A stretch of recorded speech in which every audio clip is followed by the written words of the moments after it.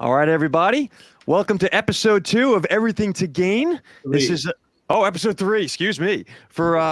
This is episode 3 for Everything to Gain, March 21st, 2024. We have a very special guest. This is actually let me tell you this first. This is going to be your weekly insight into the taking action and making positive change. Right. So that's the purpose of this podcast. We thank you for joining us. We have a very special guest for you today. Rob Khoury is the CEO of Agile Rainmakers and the author of 2 books, not one, How to Intern Successfully and Intern Management. And Rob brings a rich history of both business, sales, people skills, and he'll be sharing some insights and lessons. And so thank you very much for joining us today. Thank you. So I'm going to run through Rob's background really quick. By the way, my name's Dan Yu. Rob, Princeton University undergrad, Duke MBA, started in Big Four Consulting, and then went back to grad school. After grad school, you made the pivot to be on Wall Street for 20 or so years. You started as a derivatives trader at First Chicago Bank, made your way to the buy side, where you worked at GetGo, which is one of the most successful high-frequency trading firms.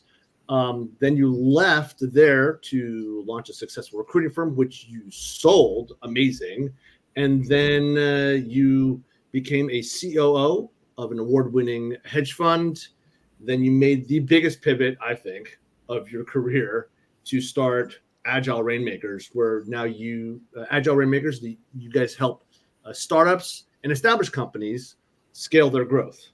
But I want to take you back to when you were first looking for your job on Wall Street. I'd love to hear the story about how you got to First Chicago. It's a funny story, Dan. It's 1996. I'm getting my MBA at Duke. 5 executives from First Chicago come down to present to 50 MBA students. They ask the room what the currency in Vietnam is. No one knows. So we asked them, hey, what is the currency in Vietnam? They didn't know either. But then they put a little dig in on Duke. They go, well, the students at the University of Chicago, they know the currency. Well, after that meeting, I just go straight to the library and I look it up, and it's the Vietnamese dong. They're 11,000 to the dollar, but mostly the Vietnamese people use the dollar. I put that all in a letter and I mail it to the top executive that was there that night. And at the end of the letter, snail mail, right? Snail mail. Yeah, it's 1996. So I put in the mail. I put a little tongue in cheek. I say, please feel free to tell all of this to anyone at the University of Chicago who doesn't know about the Vietnamese dong. Thank you. 3 weeks later, the First Chicago executives, they come back for interviews. It's the night before. They have a reception. I walk right up to the executive and I say to her, did you get my letter? She's like, what letter? I go, the letter about the Vietnamese dong. She goes, oh my God, you wrote that? That was so funny. I shared it with everyone on the trading floor. And I'm like encouraged. I go, great. Are you going to hire me? And she goes, no. I was like, why not? She goes, well, you didn't tell me whether I should buy it or sell it. And right then, without hesitation, I just quipped, well, I'm long dong. And she and everyone just erupted in laughter. And the interviewing the next day and beyond were a breeze. And I broke into the industry. And I tell you, it taught me a couple of things. One is, it's really important to be liked. People want to like you. Yeah. And they want to relate to you. And one of the best ways to do that is through humor. And I'll just never forget it. It was that's what happened. So, okay, there's a lesson in networking. There's a lesson in improv and thinking on your feet. Confidence. Right? Confidence. Likability. Likability. And being able to feel comfortable enough to say that to your potential hiring manager. That's crazy. I love that story. Mark, this is just another example of EQ, right? And emotional intelligence. And I think a story like that sets the tone too, Rob. Like that lets them know who they're dealing with, which is this our kind of person or not? Clearly you were. And I think most companies would want that. Sounds like a sales guy. Right. It does actually. If you're going to put people into a scenario like the role of sales is, you don't know what's coming at you when you go into one of these meetings. That's the kind of guy you want. Guys and girls that can think on their feet and build relationships. That's the future. You are always selling yourself. There's no doubt about it. Always selling yourself. I love it. I love it. And so you worked for Chicago for a few years, and then you made the transition to go from a derivatives trader to then really just kind of a more of a management role at a high frequency trading firm. I'd love to, how did that happen? Well, I left for Chicago. I joined an asset management firm, which was long only equities.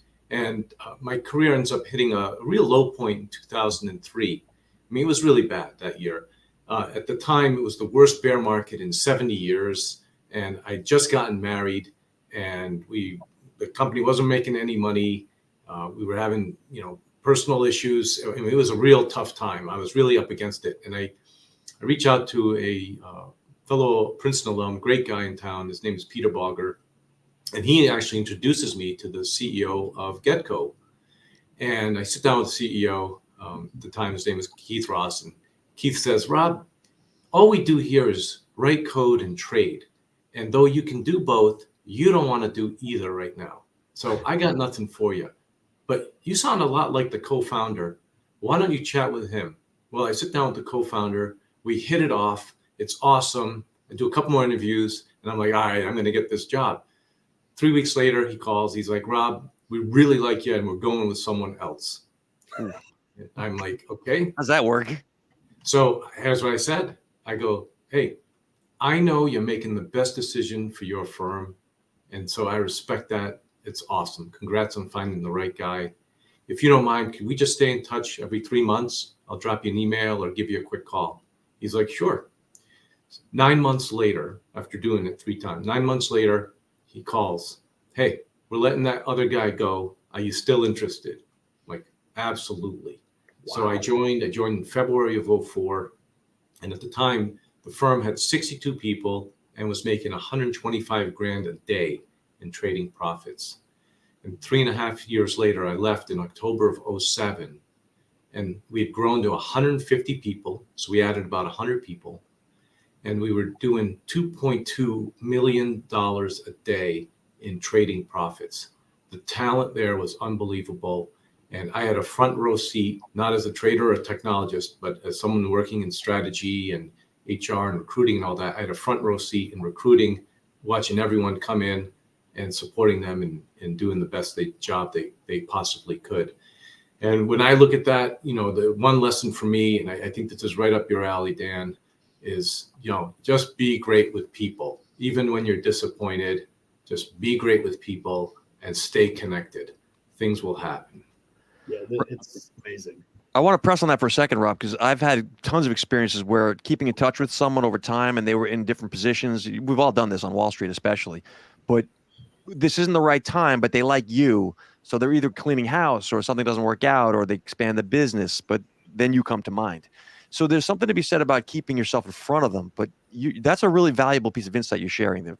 The people connection. Long game. It's the long game, right? And I think the one thing that everybody forgets on both sides, both clients and candidates, is timing, right? Which actually is the perfect segue to talking about when you left GetGo, you leveraged your experience, right? So having the front row seat to one of the most successful high frequency trading firms, the knowledge of what good looks like as far as talent, right? And your network that you built up. And then you launched Axiom, a recruiting company.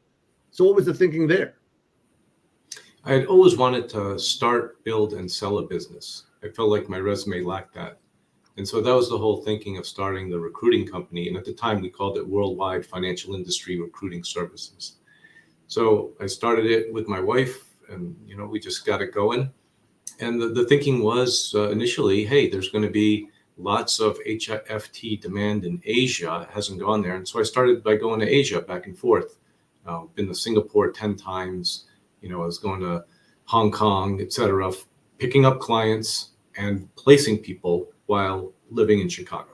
I mean, I would have to like pinch myself sometimes knowing that there are people doing things, getting into a car, going to interview each other, having conversations, and all that's happening because I'm here in Chicago doing emails at midnight. Well, that was going okay, but it wasn't scalable and wasn't going to go anywhere. So then I hired a great partner, Brennan Hughes. He came in and we started focusing on the Chicago and New York markets, and we grew it substantially over the course of 4 years together. And then I moved on. So it's the thinking was for me to just have the experience of starting, building, and selling a business. Recruiting is really, really hard. It is the most complex and complicated bidirectional sales process that there is. It's the only sales process where your product can say no.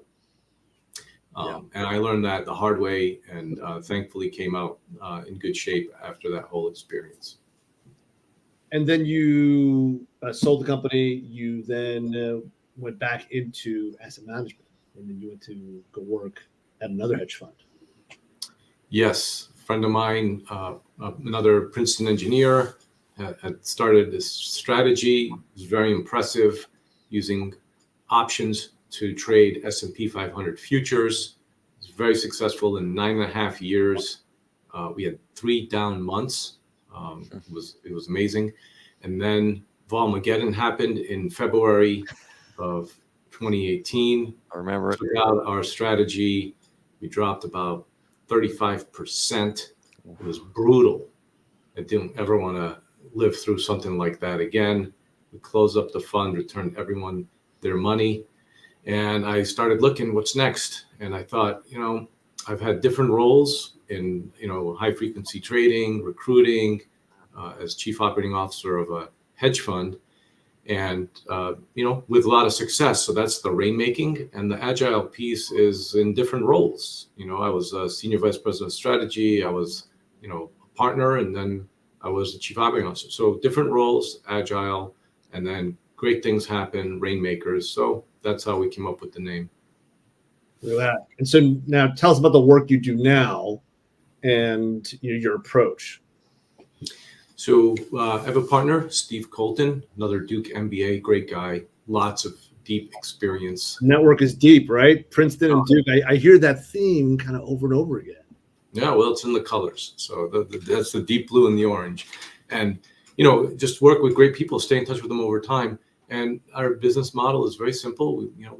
We are management consultants, and we'll look at any issue and every issue that you have that will help you grow. And we'll look at manage people, operations, marketing. How do your documents look? I've read through some clients'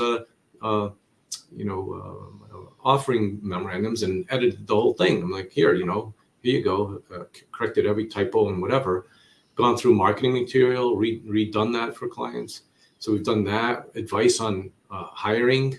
Obviously I have that experience. So actually helped a timber company hire a plantation manager a few years ago by saying, here's what I would do. They followed the 4 steps, and a month later they called me, we hired a great guy. So that kind of advice, it's one of those things where, like they say, if you haven't run $1 billion business, you haven't run $1 billion business. Well, if you haven't been with 3 different companies that grew exponentially, you haven't done that. You haven't seen that. And that's what we offer. Steve and I have a tremendous amount of experience working in high growth environments and leveraging that experience in a way that's, sustainable. Like we want our clients to be successful, not just now, but for a long time, and especially after we're done working with you. I love it when I call a client from a year or 2 ago and they're thriving and doing great. And that's like, great. I don't want them to have to keep needing us. What I want them to do is refer us. So anyway, what we do is, we'll have a weekly conversation for either half hour or an hour. We go through every issue possible. In between the calls, we're doing research. We're engaging, in the industry, what's going on. I went to the FIA conference here in Chicago back in October because we had a data analytics client in the industry. I wanted to find out what's the competitive landscape look like, what's going on. So I attended and I listened and, learned a lot and came back and reported and said, look, here's what the industry looks like. here are what your competitors are doing. Let's think about things a little differently from here as you game plan for next year. So we'll do whatever it takes to help a company grow. And my best example is one of our clients is a crypto firm. Started working with them the summer of 2019, 30 minutes a week conversations. 5 years later, the 3-person firm has 30 people. They're growing, they're global. They've got a token, they call it Tokamak, TOKE. And they're just rolling with version 2 and they're right in the space. They're making things happen. And we're very happy for them. We don't raise money, we don't write code, we just give advice. How do you position yourself? How do you avoid problems? I think a lot of times avoiding problems is just as important as the actions that you do take to produce results. The problem with that, though, is it's hard to say, see, you just avoided that problem. It was worth a lot of money to have avoided it. It's a harder sell, but it's just as important to do that in addition to the rolling up the sleeves to make things happen. Rob, I want to tie that real quickly to modern era. We're entering an era of AI, as we all know. And what you just mentioned about experience and insight and the ability to, you've lived it, is very different from factoids that you can pull out of ChatGPT. So I think the value of what you're talking about is greater now in a world of just tools. Yes. Tools are great, okay? And they're only as good as the person using them. And there is such a thing now as a prompt engineer. So you're figuring out what's the best question or the best way to put data in to get what you want out of ChatGPT or AI. And so that's going to become a whole new skill over time. Never heard of this thing, prompt engineer, till last summer, right? But here we are. And that is how do you use the tool is extremely important, right? Like there, 2 surgeons with a scalpel, one's better than the other. It's the same scalpel. So you got to always keep that in mind. The other thing too, though, on the human element is you got to operate with integrity. You got to do the right thing. I mean, it's just so important. And you got to bring integrity to everything you're doing. And for me, integrity is like, you do what you say. And if you can't do what you say, you let people know as soon as you know that you can't do it. And you figure out what you could do instead. That level of communication will build trust, and you're constantly just doing the right thing for folks. And I can get into that some more, Mark, if you like. But that really, how do you, that's the problem with a lot of this AI now. The integrity ain't there, right? You're seeing, the founding fathers, a picture comes up. It's not them. That doesn't have integrity. Founding mothers? Yeah. I agree, but you're right. The integrity thing is overlooked oftentimes, and you won't do business with a company that you feel doesn't have integrity. Nobody will. Yeah, and you won't hire for that either, right? Bingo. Yeah, and they're not going anywhere either. The word gets out very fast these days. By the way, I love your example of the prompt engineer. There was this paper done by the World Economic Forum, I think, in 2018, and it said that in 10 years, 90% of the jobs, or some big number, 80-90% of the jobs haven't even been invented yet. Yep. And this was before the acceleration of AI, but they could already envision that there are all these new jobs coming. And so I find it interesting, when you say prompt engineer, you're right. That job wasn't even around more than 2 years ago, right? And so, which actually brings us to how people look at their work life, their careers, right? And you're the head of a consulting firm, right? Obviously successful. And why write a book for interns? The book is How to Intern Successfully. Well, why write this book? Well, I hosted a phenomenal intern a few years ago, and I noticed so many things that had to be in place to ensure an intern's success. And I thought, you know what? It starts with the intern getting out of their own way. And so the whole book ultimately is about letting go of the anxiety that limits an intern from fully being themselves. That's primary. Secondary is letting go of a fear of failure. Take some chances, do stuff. A lot of the interns show up thinking they got to be perfect. If I wanted perfect, I'd hire someone who's been doing it for 10 years. Not 10 minutes. So but they forget that. So the first book really, like this phenomenal intern I had, he opened up my eyes to so many things, because I'd ask him, how the other internships going out there from your friends? And he's like, oh, Rob, this is so way better. You're doing this and that. And I'm like, oh, there's really an opportunity here to make a difference for students today by sharing a lot of what, this intern is doing that others aren't, being proactive, really like, thinking ahead, all of that, right? Letting go of fears and just moving forward. So that's the whole point of that first book, to free up the students today, and they really need it. They struggle. It's not easy out there, and the numbers prove it too. So that's why I wrote it down. So what can the readers, right, of the book, interns or people who want to get internships, or people who know, maybe their parents and they're looking out for their kids, what can they get from reading the book? I think the main thing they'll get is confidence. You have a better sense of yourself. You gotta know yourself. That's key. If you don't know yourself, it's hard for a manager like you or I to serve them, to support them, or be excited about them. So know yourself. That if they can get there, that would make a huge difference. Secondly, get excited about continual learning.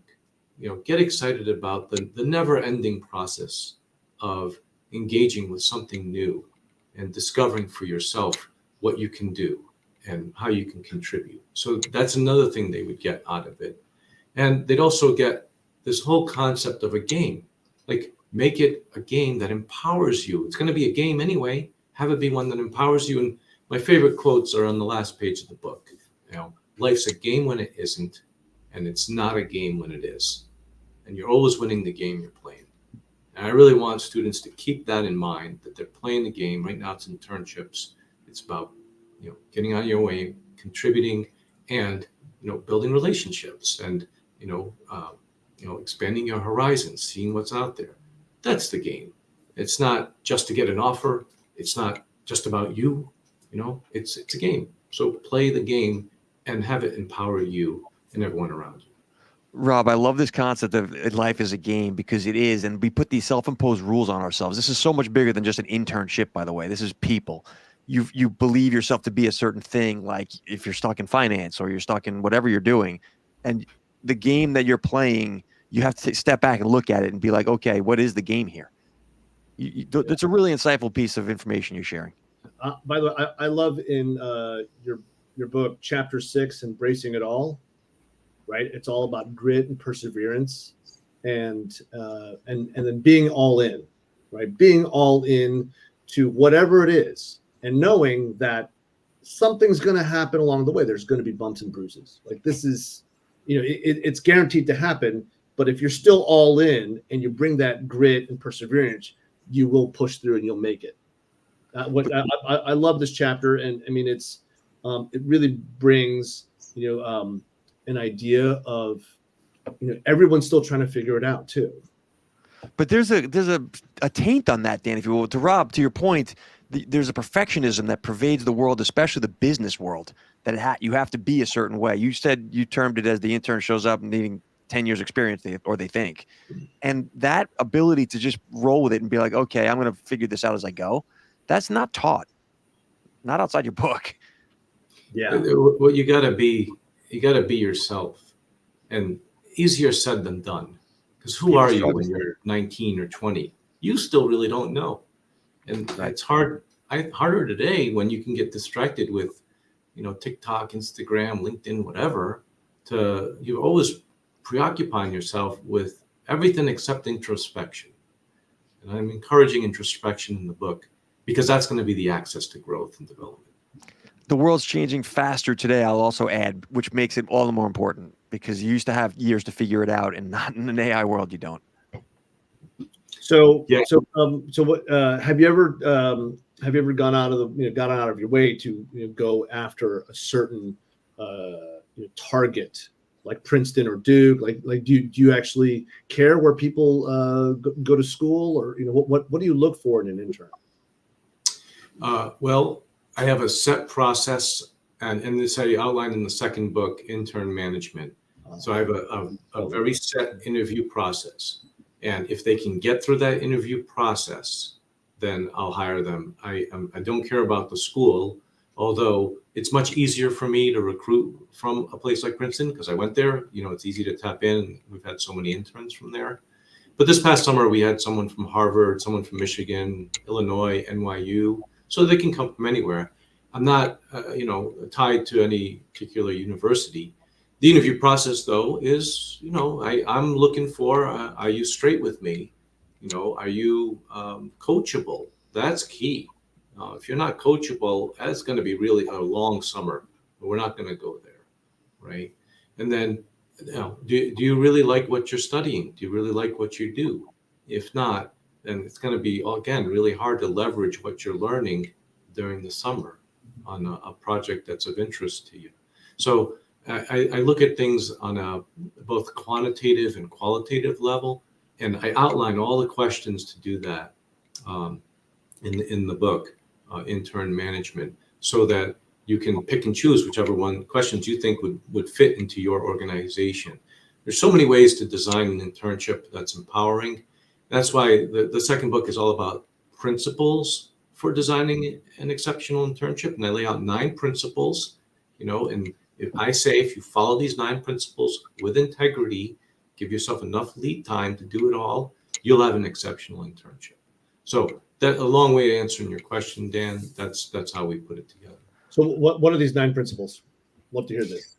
Sure. The 9 principles are transparency, harmony, empathy, buoyancy, respect, intentionality, discovery, generosity, and empowerment. Well, you said my favorite word, empathy. Dano. Can't help it. I'm like, oh wait, I know that one. So that's great. And then so I'm assuming that they're all equally important, right?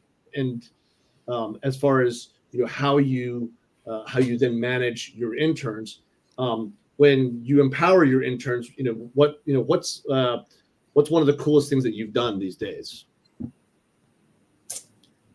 Well, I hired an intern recently, and he came up to me, and this is all inside of empowerment. And he came up to me early January. He's like, Rob, I got this cool idea, an Instagram page that talks about internships. It would be a great resource, be fun, all this.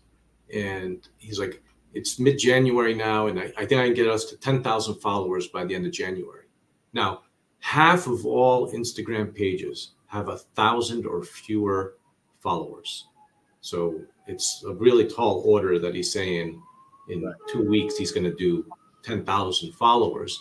Wow. And following the principles, though, I was like, okay, well, the principles empowerment, give Hector a shot. And by golly, he studied it. He figured it out. He leveraged resources. And by the end of January, he did not have 10,000 followers. He had 63,000 followers.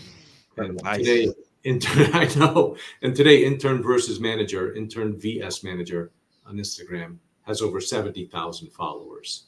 And every week we're putting out 1 or 2 short clips that Hector puts together. And that's the other thing too, is Hector had no experience doing this 3 months ago. None. He studied it. He's learned all about Instagram. He's learned how to make videos. He's learned all kinds of tools.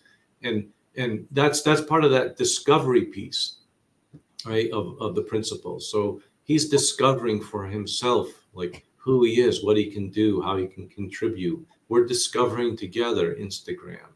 And it's just been a beautiful experience. And I don't think without those 9 principles, we would have gotten here. In fact, no way. And it's not just that we got to here so far, it's how we got here. I mean, how we got here, it's so beautiful. It's honestly hard to describe how it feels. Rob, I think the value of highlighting the interns and the value they bring and how they can shine. People oftentimes overlook the intern in the organization, right? They're like the red shirt from Star Trek, right, Dano? But like, it's implementing the whole process forward. Interns are the future. And your point there that caught my ear was about what they bring in terms of the chemistry change, if you will, and how they affect the group. Like, that's something interns should think about. And as an owner of a company, I would think before I bring someone in, I want to know how they're going to change the culture. But your ability to help them understand that about themselves, or even in leadership of companies, to how to bring these folks up the right way, I think it's really valuable to the future of business.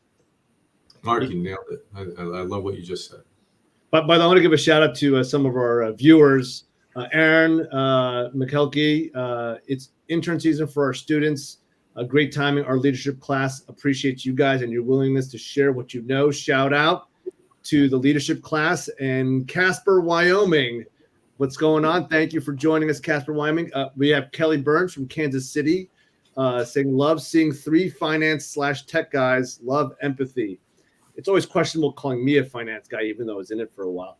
But there was a LinkedIn user that said that was amazing to watch. And Lisa Piatek, right here in Grand Rapids, this is very helpful. Just went out and got your book for my daughters. We're in the internship process. Look at this. We're selling your book, Rob. Sales, baby. Holy shit. ABC, Dano. Put the coffee, Look at that. Live. put the coffee down. How to intern successfully. Look at that. That is amazing. I'd like to open it up to the audience. If anybody has any questions, please throw it in the chat. Rob, this is amazing. Like, we sold a book on your show. That is crazy. You know what it is, though, Dan? That's what I just said. There's not a lot of information about this. There's no repository of data to learn how to be a better intern. Not really. I mean, there's the organizations that teach their people this are rare, unfortunately. So, Rob, your insights are valuable to both the company corporate leadership as well as folks who are thinking, I want a good internship. I want to fit. I don't want to have to hop jobs. Oftentimes, or maybe it's not the fit. It's what you said about knowing yourself. But like those implementing those facts about I should know about myself and what steps to take. Very valuable. Thank you. You know, there's a professor at Brock University in Canada who reached out and said he found the book. Google search found the book and said there's nothing out there like it, and he's weaving it into his course there at Brock University. I mean, I never thought that a university in Canada would reach out, and you know what? Then when I thought about it, this is universal. Students today are trying to figure out their careers. They're trying to figure out their internships and do really well in them. It's not just about how do you get an internship. I mean, that's really important. But once you get it, what do you do? How do you excel in it? Yeah, that's our hope to contribute it. And I'm super pumped about the book being purchased, and I appreciate that. And my goal is that we bring dignity to the internship discourse. That the book is read and it's used to inform how to shift internships into something that everyone's proud of. that's a valuable thing in helping people to manage change, helping people to get the change they want. A lot of times, like you said earlier, fear holds people back. They don't know the steps to take. It's comforting to knowing that people are in the same boat and that you've lived the life, Rob. You've shared some insights here and given some steps that people can take in the book. It's nice. Yeah, thank you, Rob. So the firm is Agile Rainmakers. The books are How to Intern Successfully and Intern Management. Your website, robertjkhoury.com. It's right there on your signature.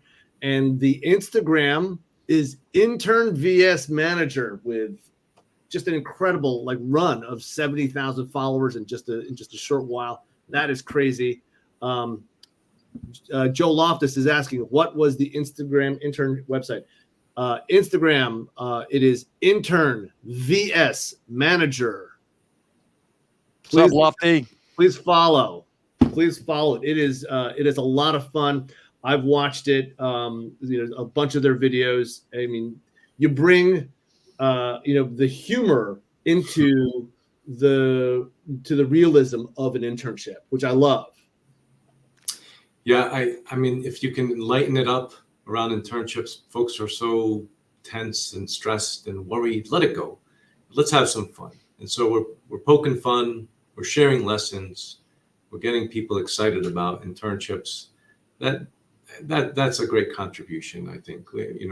So, and for me, it's a welcome reprieve from, advising high growth clients on how to manage their growth. We've got that going. and then we also get to have fun and make a difference with college students. And I really, I appreciate, everybody who's getting on board and interested in making a difference here. It's going to take all of us to have internships be I want amazing. to.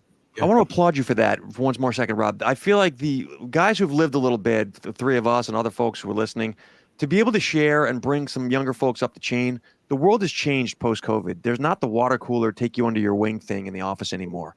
So when a guy like yourself is willing to reach down and pull people up, I really want to just highlight that because I feel that is required now in a business world where, frankly, half the people are at home.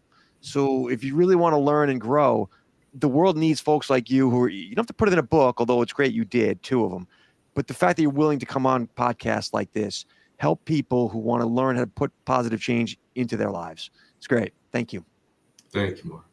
By the way, from the audience, Allison Wright saying, this was great. Thank you, Robert. Great session with Dan and Mark.